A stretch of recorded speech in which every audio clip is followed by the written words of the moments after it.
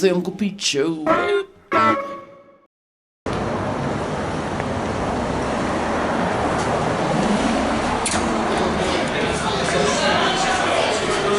pizza for me today?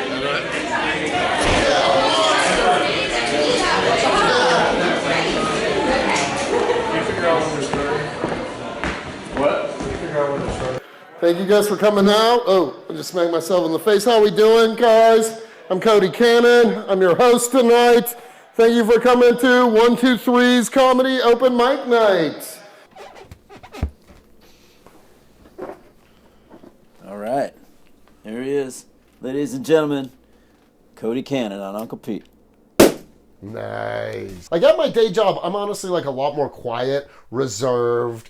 You're not going to see the Cody that I really am until like month 3. And that's when he really starts to come out. And, you know, just because I feel like I have a big personality, and I'm kind of like, I feel like to certain people, I feel like I'm easy to get along with, but I can be abrasive just because I'm loud and clumsy and goofy, and like I make light of most things, like even sad or bad things. It's kind of how I deal with it. Did you have any entertainers in your family? Were your mom and dad entertainers or anything like that? No, not at all, honestly. Both of my parents growing up were swim coaches. And so growing up, I spent like all of my time around the pool. And I don't know, I was thinking about this the other day. I don't really know what they did because all of my siblings and I are in some way, shape, or form artists. So like I'm the oldest. I do stand-up comedy and podcast. Then my sister Kelsey is in a local Morgantown band, Natural Rat. My sister Heidi is like an embroidery artist who's like mildly Instagram famous in New York. Somebody wore a suit that she embroidered to like one of the, I can't remember if it was the Oscars or the Grammys, but one of the award shows. And then my younger brother, the youngest, is an incredible trombonist who like right out of high school toured Europe playing trombone.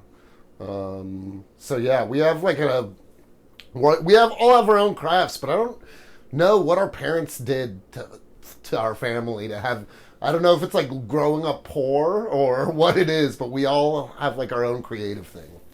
Outside of my high school, while waiting on the bus, I would just tell like dead baby jokes or racist jokes or whatever. I regret it in retrospect, but you know, I was a kid and didn't really know any better and was just like repeating, you know, those classic, you know, kinds of jokes, just like looking for fun and laughter and stuff. I honestly don't even remember any dead baby jokes that I can think of off the top of my head. So what was it that inspired you to that moment when you said, man, I want to be a comedian? This is it. What was it? Actually, my son being born. I was 22 years old, and I was like, I need, if I'm going to do something I want to do, I always loved stand-up. Some of my favorites, like in high school and just after high school, I loved like Mitch Hedberg, Dave Chappelle. I was a big fan of Lewis Black when I was younger. And so I was like 22 years old and I was about to have a kid. And I was like, if I don't chase my dreams now, I'm not going to be able to.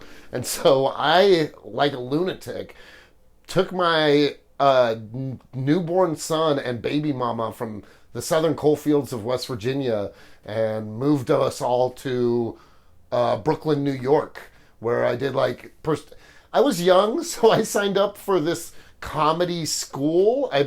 I'm using air quotes because it wasn't a school at all.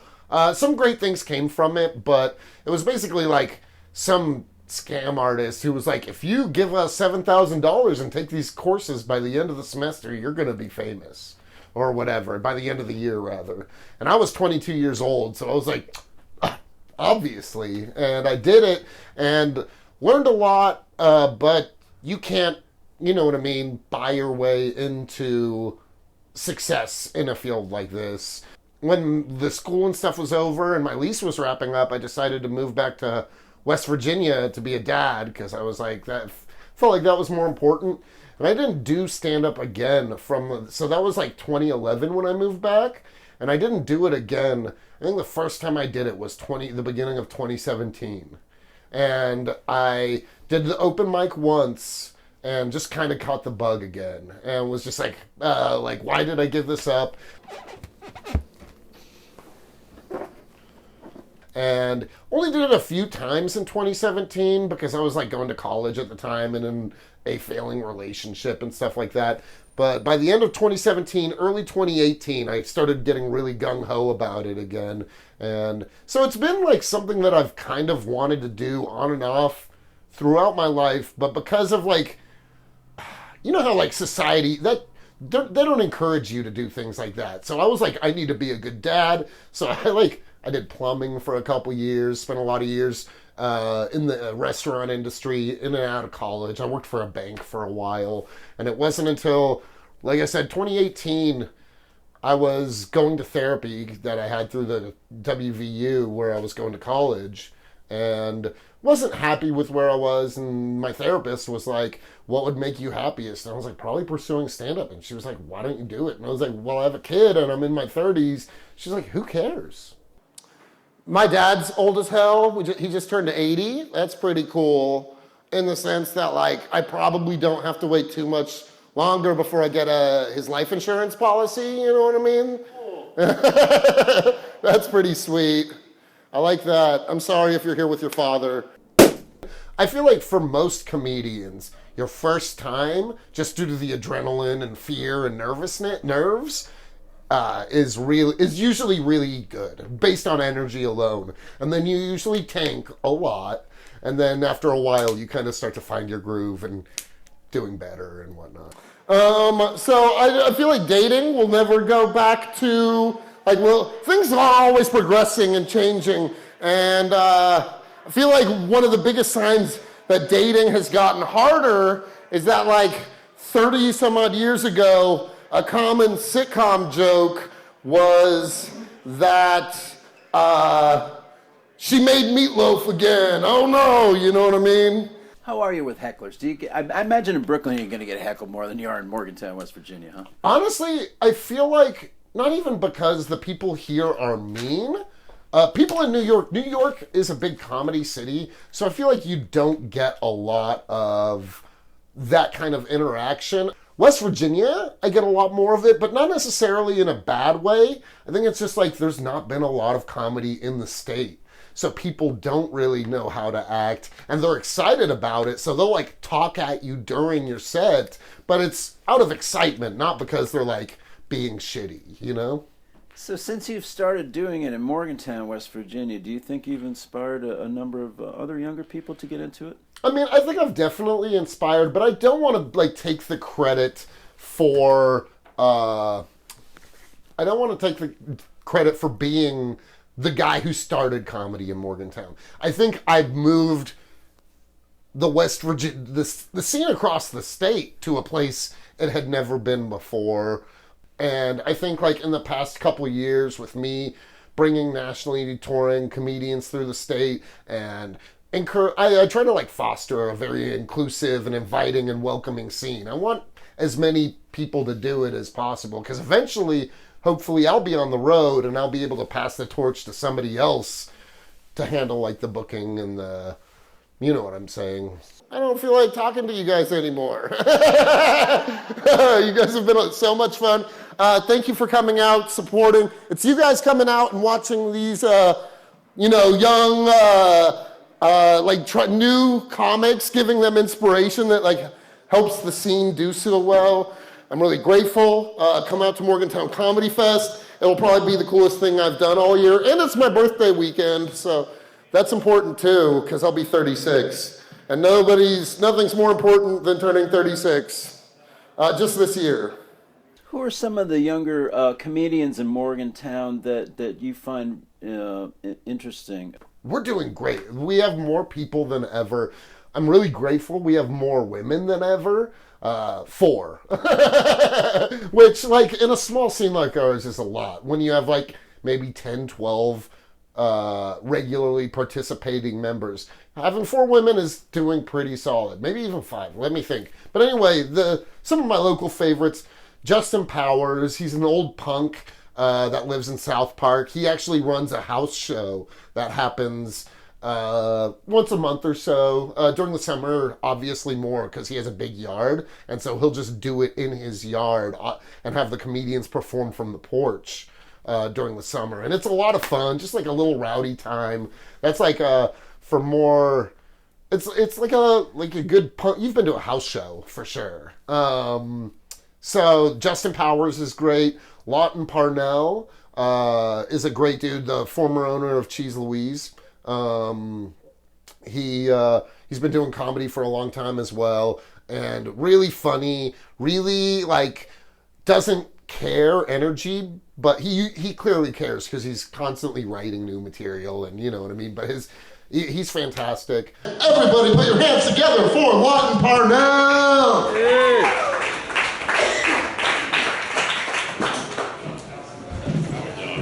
That's my shit. What's going on, guys? Anything going on good, huh? Anything good going on? I don't know how to talk anymore. I saw one thing today. Sirhan was up for parole. You guys know who that is? Guy that killed JFK's brother, Robert John F. Kennedy, something like that. Yeah, he was up for parole. They didn't let him out. He's gonna have to wait another year. That shit was so long ago. Like, I like the way the guy did it though. He's like, most like political assassins have 3 names. You know what I mean? Like John Wilkes Booth, or like Lee Harvey Oswald, George W. Bush. But Sirhan did it right. He's like, fuck it, I'm just going with one name 2 times. That's all I'm doing. Maybe next year, buddy. It'll get out. Do you try your new jokes out on your friends the way you did at the bus stop back when you were a kid? Definitely. Yeah. Friends, dates. I am the world's worst for if I'm on a date, I'll like kind of slip my stand-up into conversation. Or at least like bring it up as a talking point. You know what I mean? And just like see how it unfolds, you know? I feel like a lot of comedians are like that, and we're awful for it.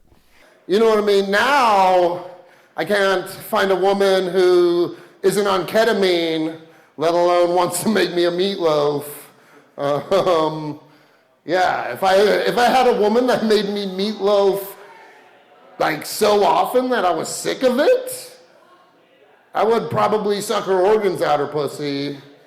Because if she's trying to cook her way into my heart, I'm gonna have to eat my way into hers, you know? Sweet, you guys are fun. Do you just think of things out of the blue and write it into your phone, or say, what's your creative process, Cody? So if I think of something silly, I will like clock it in my mind, because usually I think of stuff while I'm doing something else.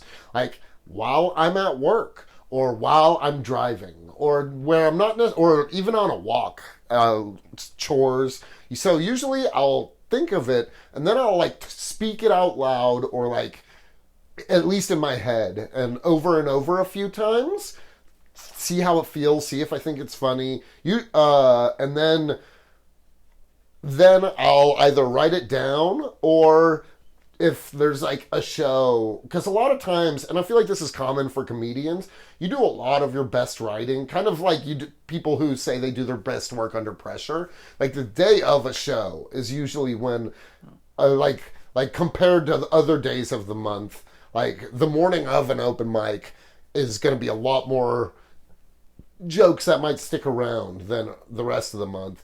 But I'll either write it down in that moment, or I'll take it to a mic and say it. And if I try to record audio or video, if I have the room on my phone, of my sets, just so I can check back. Because if I'm being honest, I don't like the writing part. Isn't like, when I write, I just write keywords and like kind of where the notes need to hit.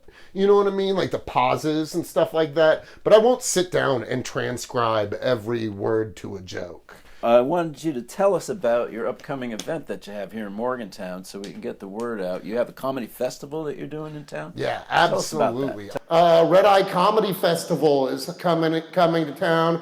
We have Like there will be local showcases throughout the days, and in the evenings we have nationally touring headliners. We have Good Cop, Rad Cop from Chattanooga. They're a fun musical comedy group performing their rad old Opry. It's a lot of fun. I saw it in Chattanooga this past year. We're getting Eddie Pepitone. He's incredible. He's a hero. Sam Talent is coming back, and Brittany Carney is coming back. So that's happening the 30th through the 31st. And there's going to be 2 early matinee shows at Art Bar and Buddy's Bud Co. with like some of the best local and regional talent. Those shows will be free. Okay. The Art Party show is going to be separately $10 a show. And then there's an all-day comedy and beer festival Saturday, April 1st, before the Eddie Pepitone show at Morgantown Brewing Company, where there will be like silly not games, but there will be like a variety of different local talent, and there will be like a fun set where like I think it'll be at like 4 p.m. There will be a host comic who has the bell, and then there will be 5 comedians doing 5-minute sets. But anytime the host comic rings the bell, the comedians have to eat an increasingly spicy chicken wing while they're doing their set. And that was a lot of fun last year. All of the wings are made in-house at Morgantown Brewing Company. And that show is getting headlined by New York's Brittany Carney, who's incredible. She used to write for... Why am I blanking on this? I'm a terrible... She's incredible. But she's been on Comedy Central and stuff like that. Her star is really on the rise. She's doing Her Hour, which is a projector show at 8 at Morgantown Brewing Company, where she'll be called Kingdom Phylum Ass. And it's described as a show on order or lack thereof. And that's at Morgantown Brewing Company. And then right after that is the Eddie Pepitone show. So it's going to be all weekend. I imagine most of the shows will sell out. So try to get your tickets as soon as you can. So the March 30th through April 1st, all here in Morgantown. And what is it called? The Red Eye Comedy Festival. The Red Eye Comedy Festival. Super. Cody Cannon, it's wonderful to have you on. Uncle Pete. Dude, thank you so much. All right. Thanks for being here. We got one more ritual that we do.